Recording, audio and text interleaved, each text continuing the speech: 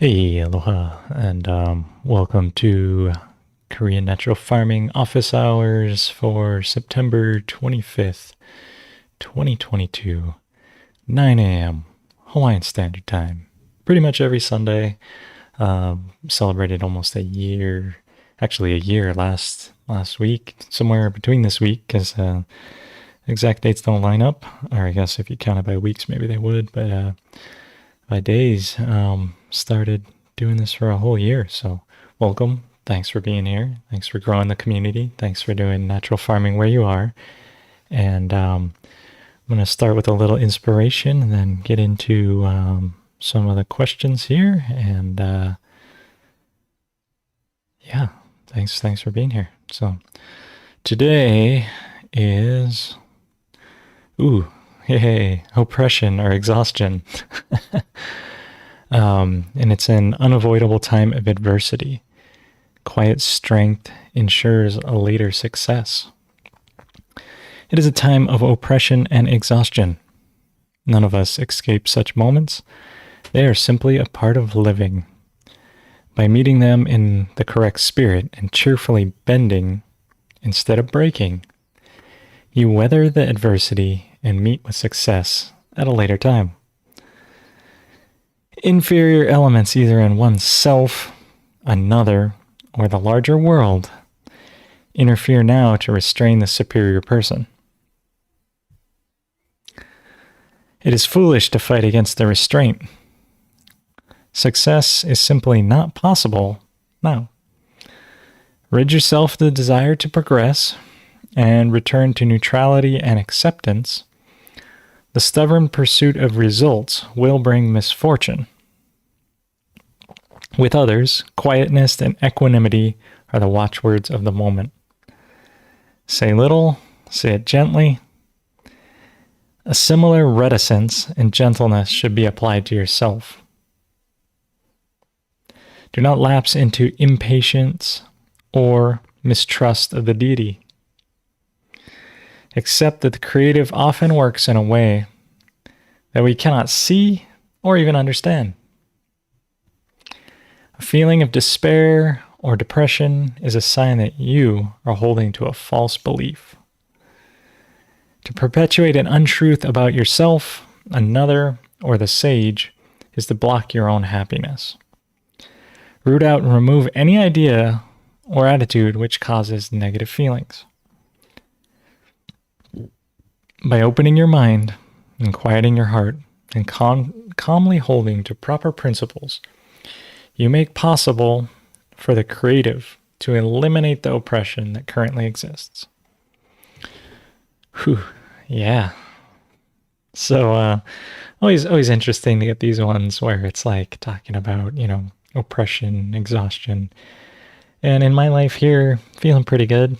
Not exactly sure how that happens. But maybe that reading was for you guys, or maybe there's larger macro pictures that I'm just ignoring that not entirely sure of. If I look, I always have this ticker on my phone. I'm not really sure why, but and since this is mirrored, it's the stock market going down. And I always just keep that there kind of as like a canary in the mine shaft. I'm not an investor. I don't have any stocks or anything, but I know a bunch of people do. And I watch that thing and it goes down like 3%. Down right now, it says down 1.6%. So imagine that was like your money in there, and all of a sudden you lost like, 5-6% of your money in like a week, or maybe even more. Maybe it'll go down like 20%. Who knows? I always think like the oppression, the exhaustion, maybe it's talking about these larger macro things. Was just listening to Economic Ninja on the, I subscribe to his YouTube, and he's talking about multiple currencies collapsing around the world. And it just seems like financially there is, some oppression, some exhaustion out there, things going down. But then I go out into my yard, into my garden, and I see things just thriving, kicking butt, growing huge. Got tons of bananas coming in right now. yeah, and I got more bananas than I can harvest right now. I gotta get out there and harvest them.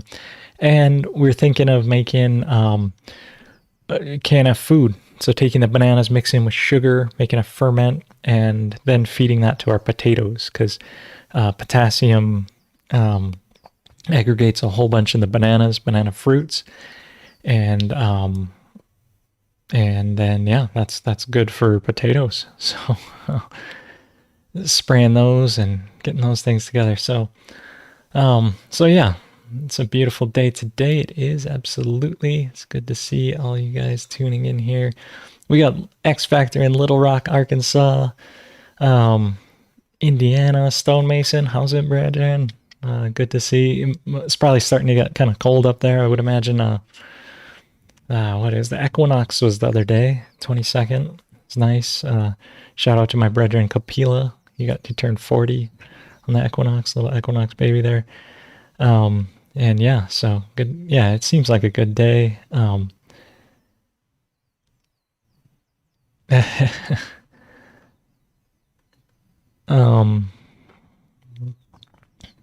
Yeah, so, and Cheryl, what's up from Idaho? Good to see you. And so Crab Grows is asking here, are there any KNF inputs made using aloe? Excuse me, kind of get off. But yeah. KNF, if you make KNF food from aloe vera, it is one of the best things. You can use it as kind of a rooting hormone, has a ton of vitamin E in it. It's a great drink to drink yourself. And it also really helps, cuttings and things. In fact, I know people that'll take little clippings and then stick them into the aloe, and kind of helps to heal any wounds and those types of things, and makes an amazing drink that way. So if anyone's done this from aloe, let me know. I think it's one of those things. It tastes terrible. I've had it before. It tastes okay with, throw enough sugar in there.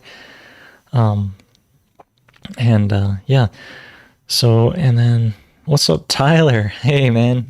Hey, it's been a good time. We're just looking at some of your photos you took the other day and looking, hey, man, it's good stuff. Our Christmas card, actually, you ended up taking that photo with Baby Bacon and Chigs, which Chigs had to go, man. He's now sleeping permanently.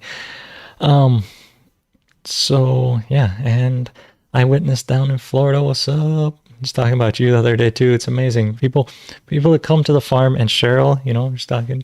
It's like people that come to the farm, check it out. Leave a good impact on our lives. My wife and I, Suze, we just reminisce about all these things. And Brandon coming in from New Zealand. What's up, man? Another Pacific Islander out there. Amazing. So I did, before I jump into any of the rest of this stuff, I think I mentioned it last week as well, but let's see here, this one, switch this over. I did put up a class here, and I am teaching Pure KNF, the whole certification class, level 1, 2, 3, all the way, so if you know nothing, it's okay. Prefer you do know something before you get here, especially if you're familiar with the solutions. But if you don't, that's okay. Still take you all the way from 1, 2, and 3 up, which is basically level 1 being familiarization with the applications and how to use the solutions. Level 2 being that you know how to make and manufacture the solutions. And level 3 being that you go through a teacher training, mentorship training program, so that you know the basics of teaching and how to convey the messages and how to get these solutions out, so that and also to list yourself as a Pure KNF certified teacher, so that you can get yourself out there and train people up in your area. And we all know that you will have that level of quality and care and everything that you need to do this. So I will be doing this January 6th through the 12th, 2023. So it's coming up kind of soon. And I do have a few options. One is for, 2 people to come, stay in the same cottage, save a little bit of money there. Other options are staying in the cottage alone. Other option is to camp here on the land, which it's been really nice these couple of weeks. It's been raining at night, but really nice place. I do live on the east side of Hawaii, and it does rain here, just to let you know. And the other is to stay some other place and just take the class. So those are up now. If you're thinking about it, you want a, Christmas present, some sort of maybe Thanksgiving present, beat the crowds, get there early. I already got one cabin reserved, so that means there are 2 cabins left. Sorry, I only have a few cabins on my land. And when I say cabins, they're not just cabins. They're these here. These Airbnb deluxe things. I mean, you can be staying in luxury. It's nice, rainbows for you. Here's these cottages doing their thing. They're real nice. Real nice. Look at it. Yeah, here's our farm. This is a picture of a long time ago. Almost all these plants have grown and way bigger. Beautiful sunrises. Get to hang out with us. Tyler took this photo. He stayed here. He enjoyed it. It's a great place to honeymoon, vacation, eat bananas and breadfruits. Although I don't think the breadfruits will still be ready when you get there. And Thomas stayed there, super cozy. Yep, amazing. So I did want to mention that those classes are up and online, and it's kind of first come, first serve. It is knffarm.com. May as well promote some of this, right? But also teaching you guys and getting this out there. The more we spread the message, the more we get people that know what's up and are, certified, spreading these things, spreading good information, quality stuff. And by the time you've come here and done the class, you will be like, wow. And all the subtleties, there's it's kind of like cooking. You can do it. But if you train with someone on how to cook really well, you get all these subtleties. And sometimes it can be, that's why I recommend you're familiar with this stuff before you get here, because it can be like, whoa, that's a lot of information, because there's so much to it. And I've been doing natural farming for 15 years here. So yeah. And hey, Ben, what's up? Yeah, Ben's coming actually. And no, Lila didn't bug me too terribly last week. It was fun. She's a persistent, and she must really love you and be into it, because I was busy I'm building a shed right now, and I was slamming building the site foundation, putting in, all kinds of things. And she came by, and I went down to go check her out at 11, but then turns out she wasn't there, so I went back up to the site, and then turns out I think she drove up to my parents' place, and then I had to go. Anyway, persistent, amazing. Got a copy of the book to you, and yeah, the fire hose of information happens. So those things are there, doing that. And other thing I wanted to share with you guys is just that here we are, 1 year into office hours doing these things, but I'm gonna pull this up on this side here, and here, this is the, how do I maximize this thing? Come on, why doesn't it maximize? Oh, it only minimizes. Let's see, zoom. Nope, doesn't do it. Okay, well, anyway, that's the size window you get. I'll slide it over to the left so I'm not covering it. But I just wanted to show you, one of the reasons I started to do this office hour is because of the KNF group here. And if you look at this, here it is, and it's still a lot of basic questions that, are back here. Someone's asking about WCAP, which is structure. See, and I think part of it too is that the information, the vocabulary is kind of weird, but here it is, folks still, here's some good solutions, good people. Like, that's a really nice IMO this guy made here. Good job on that one. But still, a lot of people, I think, would benefit from listening to the office hour and getting into it. And a lot of these questions coming up, and it's good. It's good, but every time I scroll the Facebook group, I'm like, oh man, same basic questions, and I see people making similar errors on these things. So I don't know. Interesting here. But yeah, so, look at that IMO. Oh man. Is this a good collection? No, not really. But here's Joseph. He came here, did the training, answering the questions and getting into there and trying to help folks get in there. But it's just kind of interesting to me that it's always, so I scroll in here and I'm like, it's always the same basic questions, man. A lot of these people would benefit, I think. Go check out the office hours, check out some of the learning series. So, question to you guys: why do you think this brethren here got this mold on top? Sitting in the jar a few days, now it has mold on top. Is it okay? What do you guys think? I know you guys have been here, tuning in for a little bit. Yes, it is a Casio F91W watch that I have. Of course, all the greatest minds in the world wear these things, including President Obama and, ironically enough, Osama bin Laden. So whether you're on the side of good or bad or ambiguity, we all wear one of these. Yeah, I got a custom band on mine though. What Cheryl said. Yeah, the fire hose of information. Too much airspace. Yes, absolutely. That's why. Look at this jar. You are amazing, Cheryl.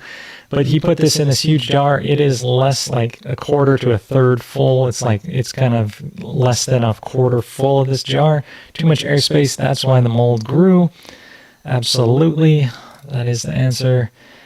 And also maybe he didn't supersaturate it enough. I don't see a sugar ring at the bottom, so maybe he didn't supersaturate it enough. But a combo of not supersaturating plus too much airspace, that is why.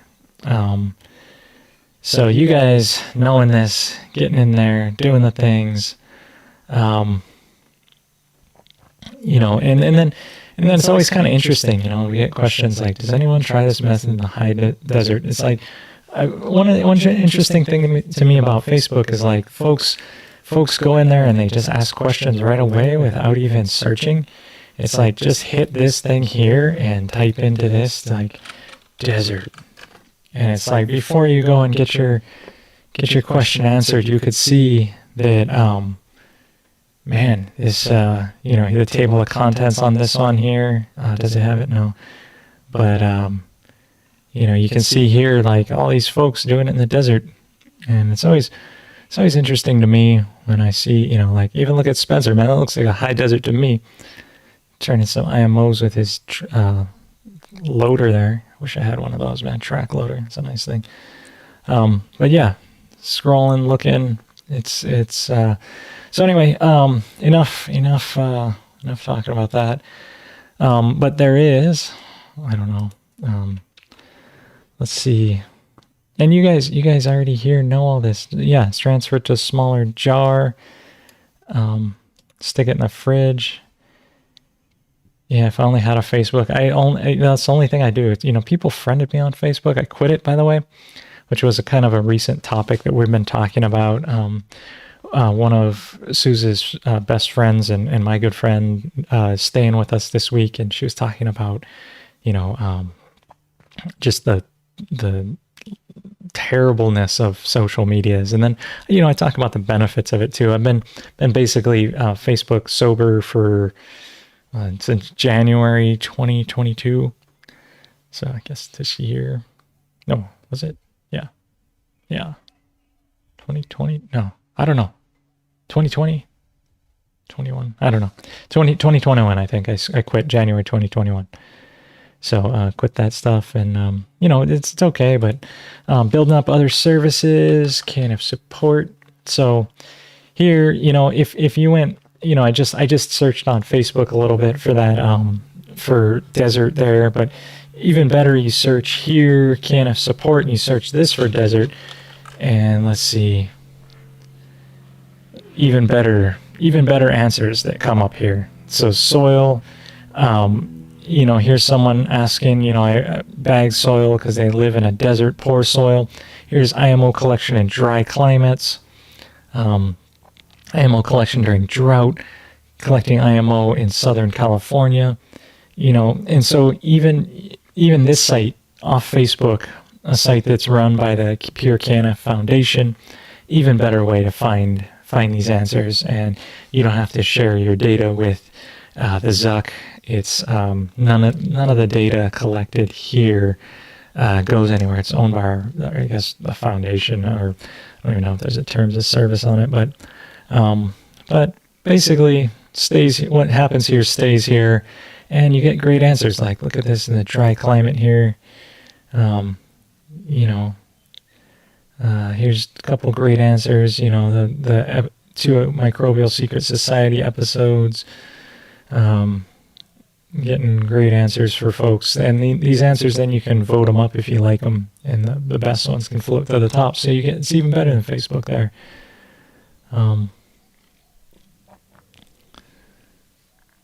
So yeah, someone's asking about, are freshwater fish as good as saltwater for the fish aminos?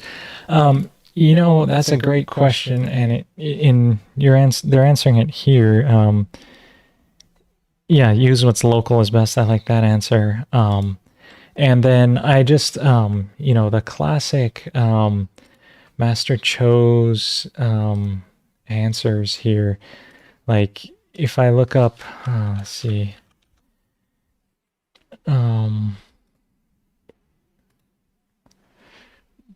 Like this old book here, pull this guy up over here.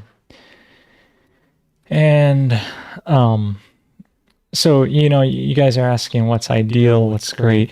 This is an old book written by Master Cho and Ju Young, translated by this PhD guy, which did not the best job at translating it. But if I look here in the second page, it looks like FA is recipe number 5. So scrolling down, 4, 5. Okay, so the whole reason for blue-black fish is given right here, where it talks about the blue-black fish is common name for the blue-colored fishes, for example, mackerel, Spanish mackerel, horse mackerel, saury, garfish, herring, yellowtail, sardines, salmon, sweetfish, bluefin tuna, skipjack tuna, anchovies. Blue-black fishes have good proteins, amino acids, and fatty acids.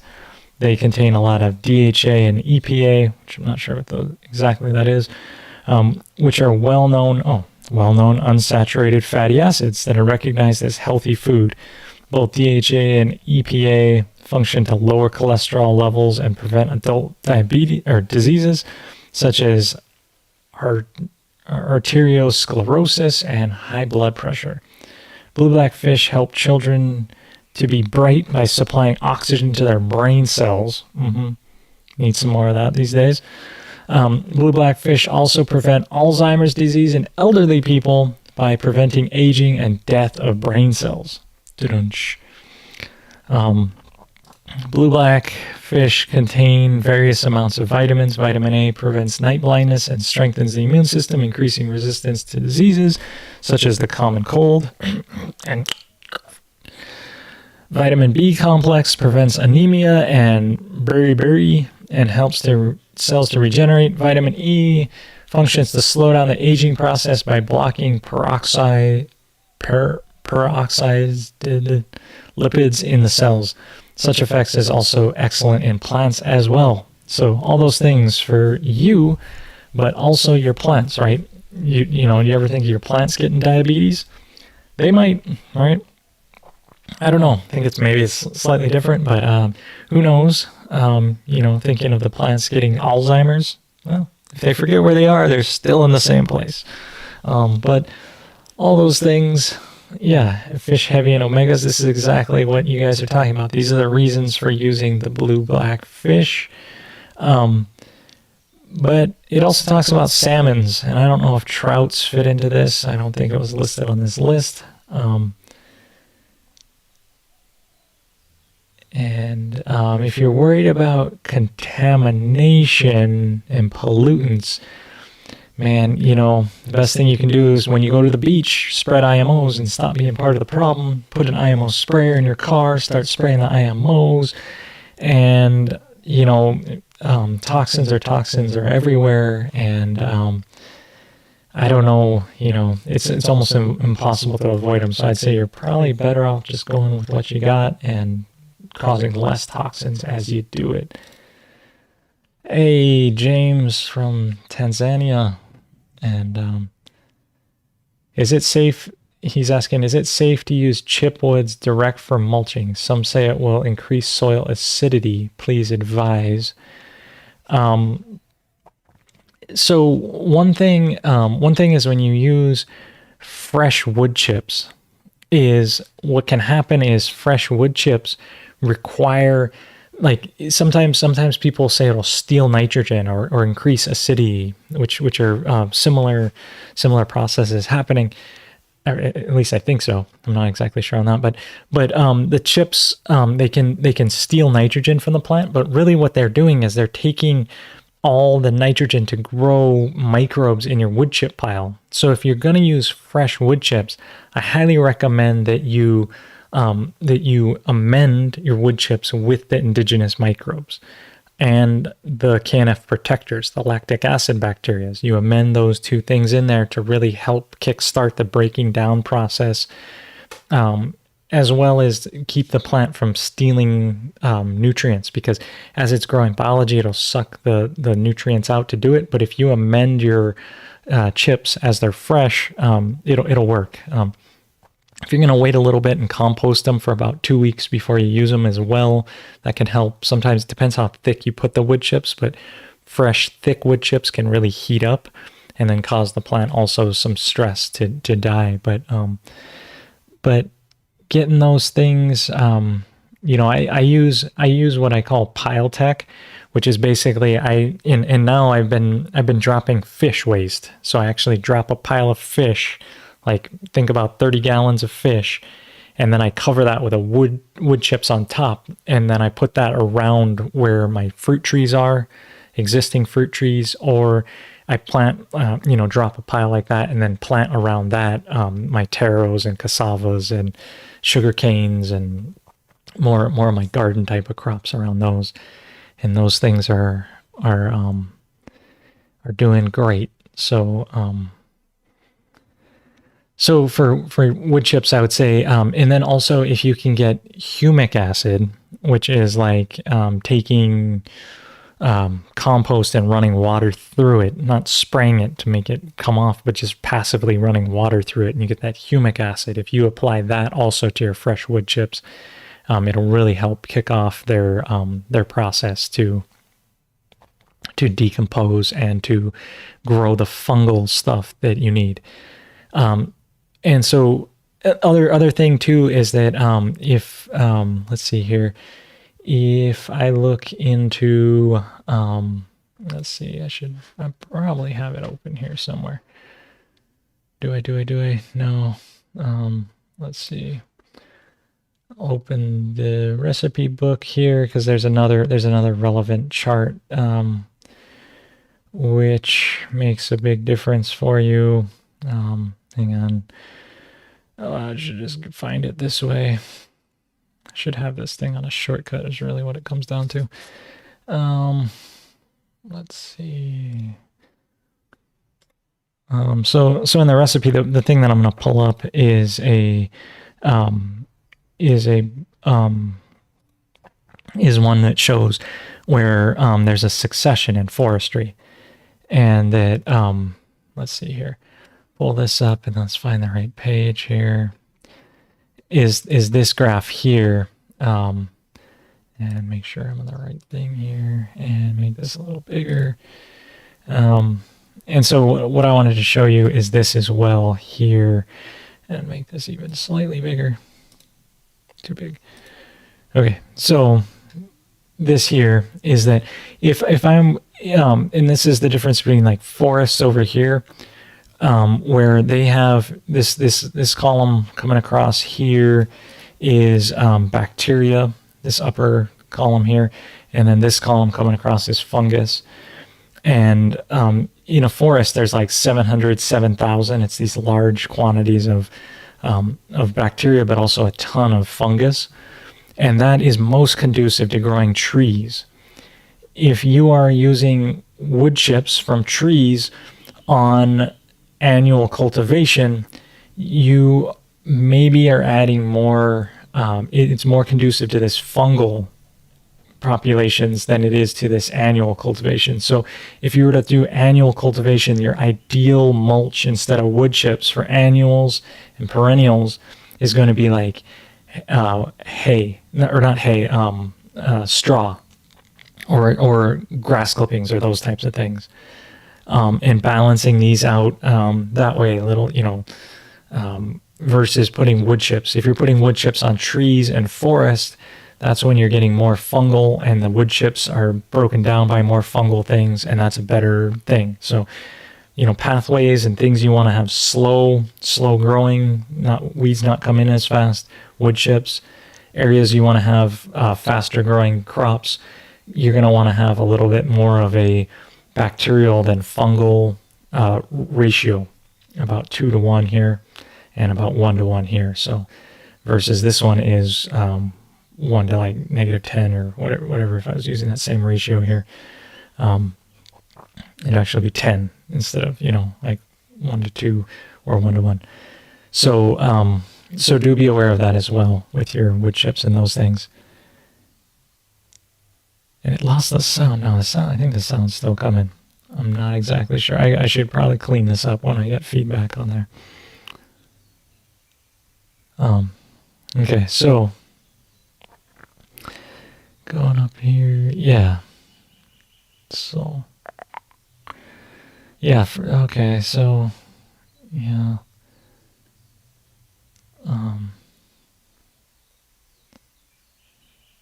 Yeah. Oh, so 808 Shibi asking, helped out on the farm this week, and I got gifted a bottle of EM1.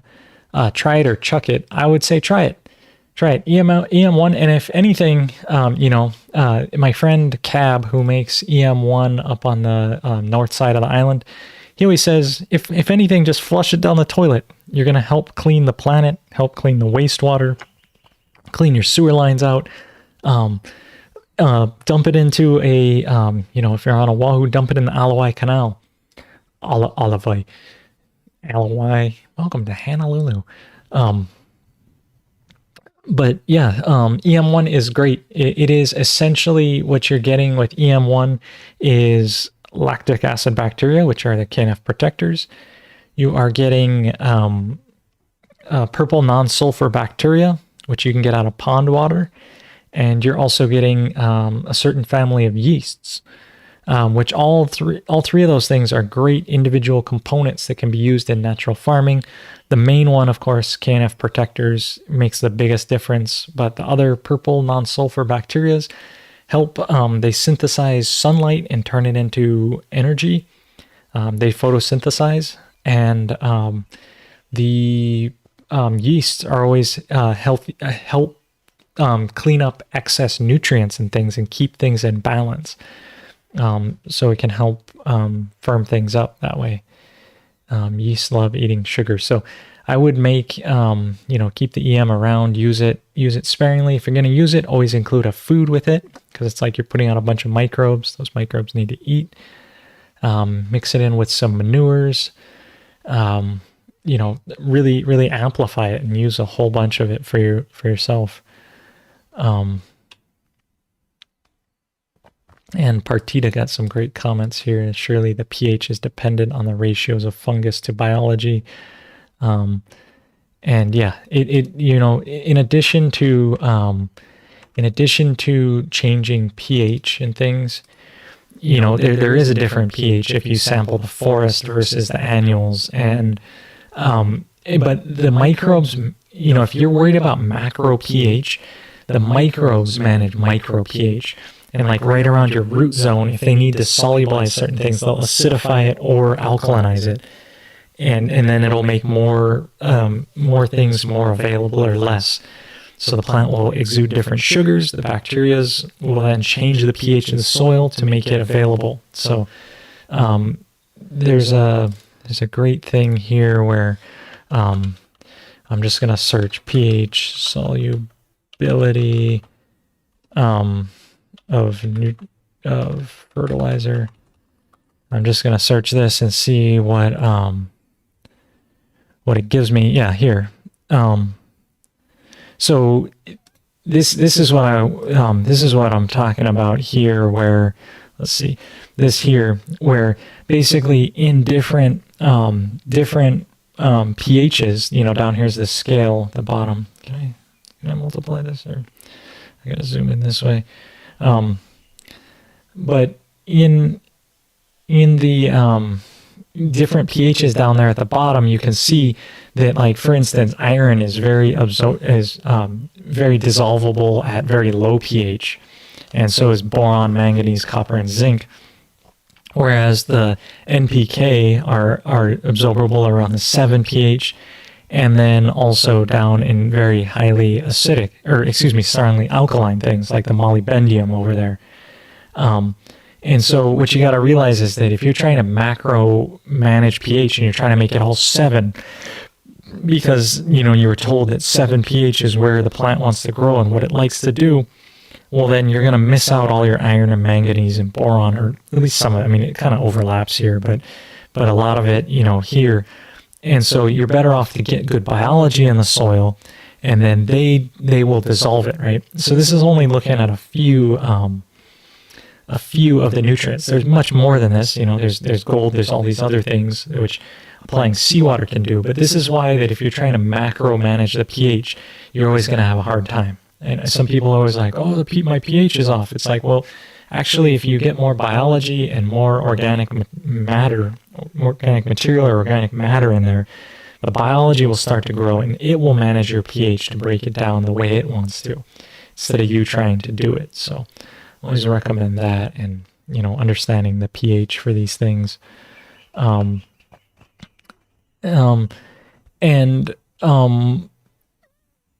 So speaking of pH, do I recommend pH correcting the foliar maintenance sprays? The answer is no, not really, because if I go here and I look, I'll pull up this here, where this is the all the maintenance, all the sprays you would be doing foliarly. The 7 different prescriptions of how to include the 9 solutions to make these. They balance each other out. Like this, for instance, the food here is acidic, but the cleanser is alkaline. And then the structure should actually be neutral, and the medicine, I haven't checked the pH recently, so I'm not sure. But these tend to balance out. The minerals are going to be alkaline, protectors are going to be, I think, slightly, for sure, acidic. So these two balancing, and then again, the food, the cleanser balancing each other out. And they tend to balance out pretty well. I've never had like pH problems. And as the Goofman is saying, a little bit of acidity helps to open the pores and the leaves to take things in. There's all this more complex stuff that I really think that one of the impediments to us has been focusing too much on the chemistry of farming versus the biology of farming.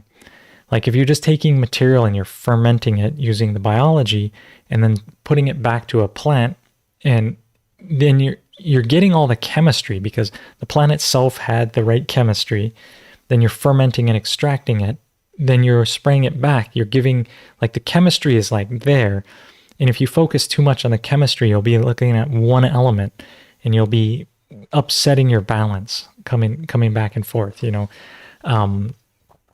versus you look at the biology of it. And if your biology is healthy, your chemistry is healthy. Like there's no way to have, bad chemistry with healthy biology. Like it just doesn't happen. So if you focus on the biology, you really get good biology in there. The chemistry, just by its nature, without knowing too much, without having a mass spectrometer, without doing chemical analysis, you can understand that your chemistry is healthy. It must be. For life to thrive, the chemistry has to balance. So if you focus, that's why I often tell like focus on the biology. And yeah, and then in Mike Mitchell here is saying, if you don't have the biology, there's no point to focus on the chemistry. But if I listen to some YouTubes of farmers down in Florida where they're having all these citrus issues, they're like, I've sterilized my field, my things still aren't going, and I've sterilized all this, and I have all these problems. It's like, well, there's this idea of like sterility is like good and clean for plants, and like killing everything and nuking it all, and just like spraying so much chemicals that you kill it all. And that's actually the opposite, right? If you're putting good biology, and no offense, if that's you and you're doing oranges, maybe, maybe that's your old self talking, right? Your new self can say, hey man, I got all these, all this great biology, and I don't even have any of these problems anymore. I don't have to spray all these chemicals. In fact, I spray good biology. I put it out there, and now all my problems went away, right? That's your new self talking, right? Old self was like trying to think sterility, killing, cleaning, versus your new self is thinking amending, letting the biology do the work, hiring trillions of workers that way, doing these things. And so, yeah, it's a different take on things here. So Ben here is asking, is buttermilk suitable for making lab? I've never used buttermilk. I don't know. That's a great question. I've used almost every type of milk at this point in my life. I haven't used buttermilk. I even used like non-fat half and half stuff, which is really, I don't know why people would drink that. I look at the ingredients, I'm like, oh, this is why people have cancer. Because milk is just supposed to be milk, man, straight from the cow. And half and half, you'd get the cream, mix it with the milk, and it'd be delicious, awesome product. But the half and half, no fat, like, let me see if I can pull this up.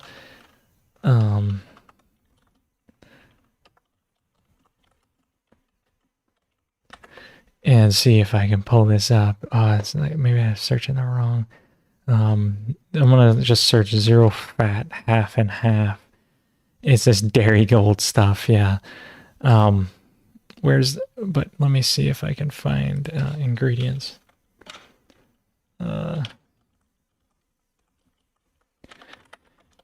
You can use all kinds of stuff here. Let's see, where's the ingredients on it? They don't even show it on the internet, it's censored. Let's see here. No, maybe, no, it's not the right one. Well, this one is kind of, not really. Anyway, yeah, and if buttermilk is expensive, then yeah, use the cheaper stuff. Try and, the cheapest way to make lactic acid bacteria is to get powdered milk, reconstitute that, use that, for sure. Let's see. Yeah. Anyway, the point is, like, I'm reading one of these things here, and it has,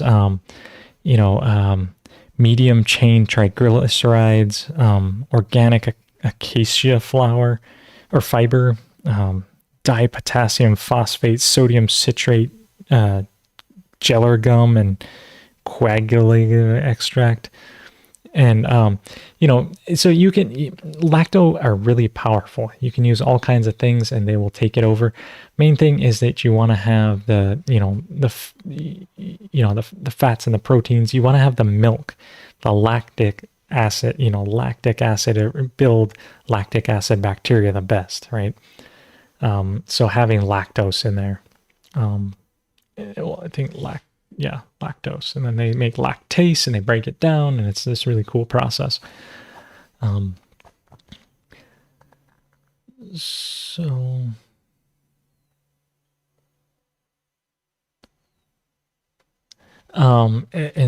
Mitchell is asking, are coffee grounds more ideal for trees, forest? Yeah, the parchment breaks down slow, so it'd be good for trees and forest. Again, your coffee is coming from, like, think of where it came from and what you want to put it on. Coffee is like understory in the forest type of thing growing. 1 second.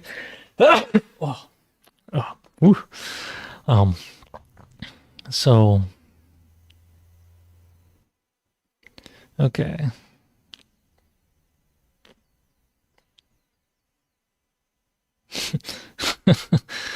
Oh, yeah.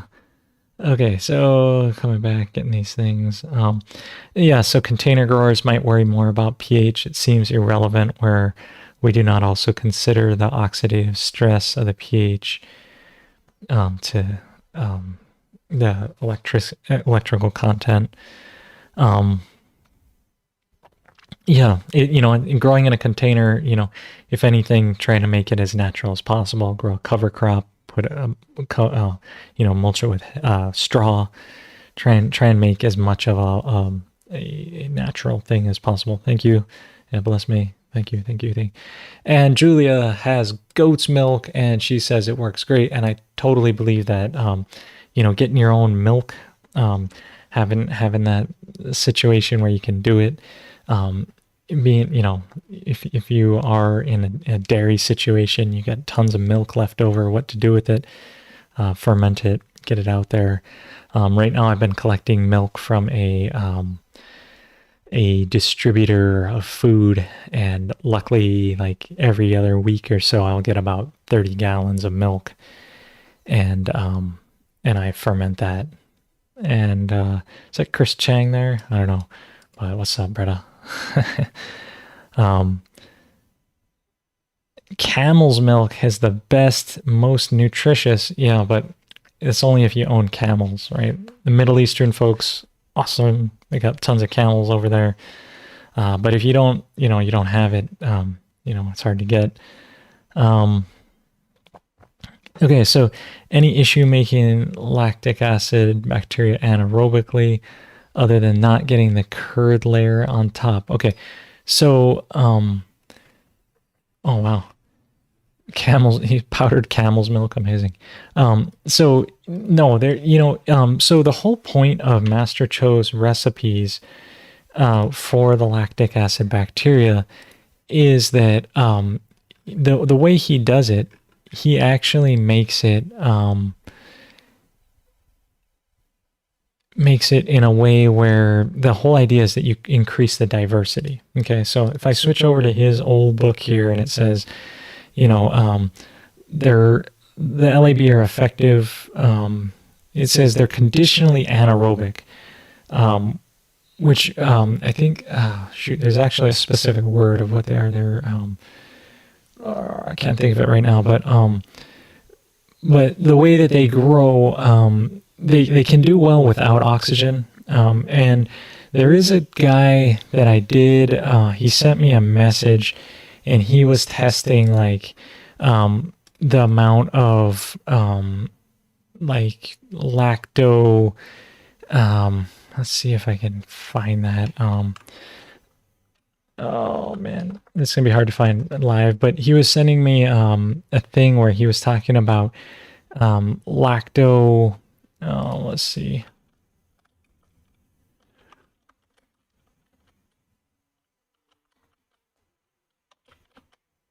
What he was saying is, oh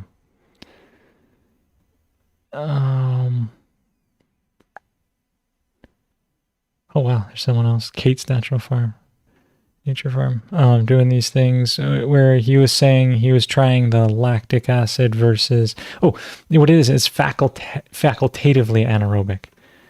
Yeah, and I do biotech, yeah. And he was making it, let's see here.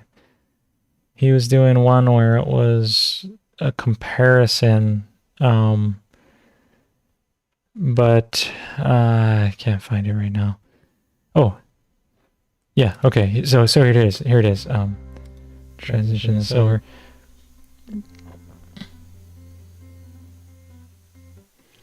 And so he was trying a comparison and then trying it under the microscope and seeing this stuff, and he was saying, it's way better here. I'm going to skip through most of him talking here. But he was saying that he came out with lacto being better than anaerobic, but the whole point is that actually is that you're getting a broader family of lacto using that Master Cho's methods. So I know he's kind of saying like maybe it's like an inferior method, sort of based on what he was saying. This was his conclusion. It says, he was getting a higher active lacto count, which means that those lacto were just activated at that conditions. It's not that other, and he said you get more serum being closed. And so he was saying it's superior in everything, which, from my understanding, the whole point of what Master Cho is talking about is the broader family. If you do a closed lactoferment, you're going to get a much narrower family. And if you look at lactobacillus, they're actually a broad family. And so, but I'm open to the idea, and, it'd be interesting to see, going out. And he did say he did some side-by-side trials of this stuff,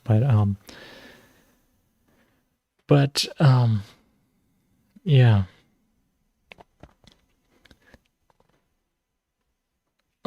Smallest container I'd recommend. I'd go as big as you can, man. Facultative anaerobes. Thanks, Jim. Yeah, that's the name for it. And then, another one, since we're kind of on this topic, facultative anaerobe, and then the interesting thing about this was that I thought this photo here was interesting here. So let me pull this up here. And so this one here is an obligate anaerobe, and look, most of the microbes are at the top. Facultatively anaerobe, they're at the top, but they're also through this. Aerotolerant anaerobe means that, they're distributed everywhere. If it's strict anaerobe, they're at the bottom. And if it's a micro anophile, they're kind of here at the top. So this is what, this is where a facultative anaerobe, its distribution here is going to be at the top as well as all the way through. But most of them, they thrive better with a little bit of oxygen here at the top, but they can live without it. So this, again, a reason for, an open ferment is that this is the broader family, right? If you're have oxygen here at the top, you're getting these other different microbes, LAB growing at the top and throughout your solution. If it's just a strict anaerobe, they'd be at the bottom and in this distribution. So I hope this is kind of interesting to you. When I found this graphic here and I was like looking at this, I was like, kind of helped me to understand how to culture the LAB a little better. They're primarily right on the surface here, but then they're all throughout your solution. So if anything, that's interesting there for you guys. And I grow mostly outside just because I'm, here in Hawaii, and it's always going, what's the best way to kickstart the biology? Make IMO and follow this formula here. So go through and follow your soil. Let's see, where is it? It's right, coming down right here, where basically what's the best way to kickstart biology? It's this right here, building soil foundation, and establish it 2 to 4 weeks before planting in the field. Step 1, spread the IMOs about 3 pounds per 100 square feet or 1,200 pounds an acre. You just dust that over the top, and then repeat every 7 days for 2 to 4 weeks. Drench it. So right after you spread it, drench it. 5 gallons per 100 square feet or 2,000 gallons an acre, which seems like a lot, but if you really concentrate your microbes in the right area and you do it right, or you do it right before it rains, even better, or you do it in the springtime when it's really moist and your soil's really moist, less water you need. But you put on this soil formula. So microbes spread out, 3 pounds per 100 square feet, and then soil formula on top of that. What is the soil formula? It's right here. Soil formula has food, cleanser, medicine, structure, protectors, and minerals in there. So that all that food in all this solution goes together and activates your microbes.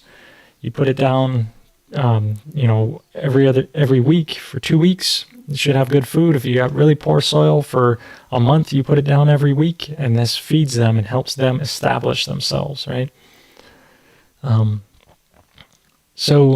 That's the great way. That's the best way to do it. Best way. Second best way is down here, and the disgustingly cheap microbes. This is a terribly low-cost solution, and water, rich microbial soil, starch, salt. Cook that all together, stir it up, and then dilute it about 1 to 10 with water. Use it immediately and within your first 24 to 48 hours, and put that out there. And this is a great way to get microbes out there quick and dirty. So that's the other recipe. Good way to do it. And yeah, so JMS is the fastest way, and this is a thing that people would call JMS. It's disgustingly cheap microbes, also known as JADAM microbe solution, and a great way to do it. So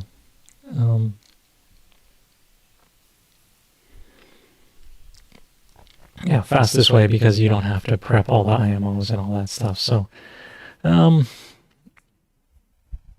yeah, and you can use liquid IMO, make a liquid IMO and do that and all these things. And you guys are saying all that this, the disgustingly cheap microbes is the way to do it, the win, right? It all depends on where you're at, when you're at, what you're doing, care, attention, Master Cho's stuff's like a symphony. It's very well composed. It's very complex.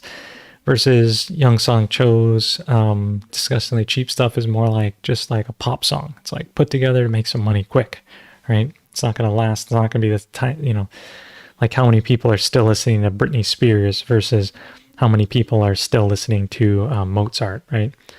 And you'll find that, so anyhow, that's kind of the difference between them, the sophistication on one or the other. And seaweed extracts to boost root hormones without disturbing the bloom cycle. Yep, seems good. All these things, learning all these things.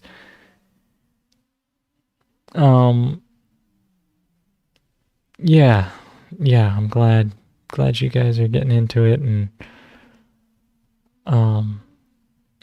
so, and then, yeah, since we're almost done with the day here of my sister's getting married this week. Yeah. So I'm going to be over on the other side of the island all week doing that. My sister's here from Colorado. Yep, my sister lives in Colorado. And she's here in Hawaii getting married, having a good time. We just had a barbecue farm tour. All her her husband, future husband's relatives were here. Went up to the farm, checked out the pig pen. They got to eat some fresh bananas right out, harvest those, eat those, and they got to see the pigs. They were pretty impressed. They're like, really, there is no smell. It's like, yeah. And the pigs are so cute and lovable and pettable. And I got in there with Papa Lalo and gave him some pets. He didn't roll over because he was busy eating, but anyway, before we go, I started off the office hour this week talking about class coming up, the KNF Farm. So knffarm.com, you can check it out. Get into the trainings here. You click on this little guy here. It takes you over here. You can learn about the trainings and sign up, get in there, come on over, have a good time. All these folks, they're out there doing stuff. You can go contact any, I should put up more photos because Thomas was here. We had a whole bunch of classes between now and when I put these photos up. And, KNF Family Fun. In fact, my sister's getting into the microbes too. She's, actually she's been using a lot for her own personal health, getting that together. And also we've been talking with Farmers Union. We'll probably be at the Maui convention December 4th. In fact, I think I definitely will be there. And I think we'll be doing some KNF. So if you're on the island of Maui, you want to come down, check that out. hfuu.org, check that out. We'll be at their convention. Suze and I will be there enjoying it all. And yeah. vulnerable, emotional, sensitive bridesmaids. Vessel. And Mitchell was asking, do you have air stones for limo? Could you just do a static soak? It's possible to do a static soak. I actually, if you look at my, let's see, what I end up running is actually a vortex brewer. So my channel here, and search up, what I end up running is something similar to this. This isn't exactly it, but something similar to this is what I'm running. So where it's actually using an airlift pump and it's vortexing the water around and around. So it's a little air is coming in through this line, water's recycling with an airlift pump to get it to vortex around. This is what I end up using for my brewer, and if you look at the top, it's sucking in all this air and stuff, and it's a really simple, easy method. This 5 gallons I'll then dilute huge into, like, dilute it 1 to 10, or at least maybe even 1 to 100, somewhere in there, depending on what I'm doing, and makes a whole lot. So 5 gallons goes a huge way. So that's what I end up using instead of that. Any suggestions for ripening tomatoes and peppers quicker? There's no real, if you spray the KNF Food made from fruits on it towards the end, it will help it to ripen. There's no way to really speed it up. Although if you do KNF the whole way through, I've heard that your things ripen faster than other people. I'm not exactly sure. Matt Dreher has been using this. He's been pulling carrots faster. And Partita is mentioning that dandelion tea helps ripen tomatoes. And just using a stick is a good way to do it too. So last little bit I wanted to get to is just the Pure KNF Foundation. Thank them for sponsoring this, and let you know that they're, the whole point of the Pure KNF Foundation is that our mission, let's see this, I'm gonna make it bigger. The mission is to balance life through microbial awareness, education, and action. So they've been helping sponsor this show for the past year. It's been going huge. I'm glad we built this audience. We're working on the directory to get that together so that you guys can find each other easier and to do all that. But big shout out to those guys. If you do want to help out the foundation itself, you could make a donation here. Or Cheryl kicked down super chat on this one. That's awesome. Really appreciate it. You can slam that thanks button down at the bottom if you really liked it. Not that you have to do best things to go out and do natural farming, but you help out the people that help you out, and pretty soon the world is a great place. So I really want to thank you guys for tuning in. Thank you guys. If you have any photos you want to send me for next week, whatever, it'll be good. I love sharing things back to you guys and being a conduit to help all these things happen. I love what's happening in the chat where you guys are talking about silica and how, dandelions and all these things. It's amazing. This is, why I do what I do, and working every week to be a better person. So thank you. Hope your oppression and or exhaustion is brief and short-lived, and or it's not you, maybe it's the world, and we can live through it because we find our center in ourselves. We strengthen ourselves. We know that what we're doing is the right thing.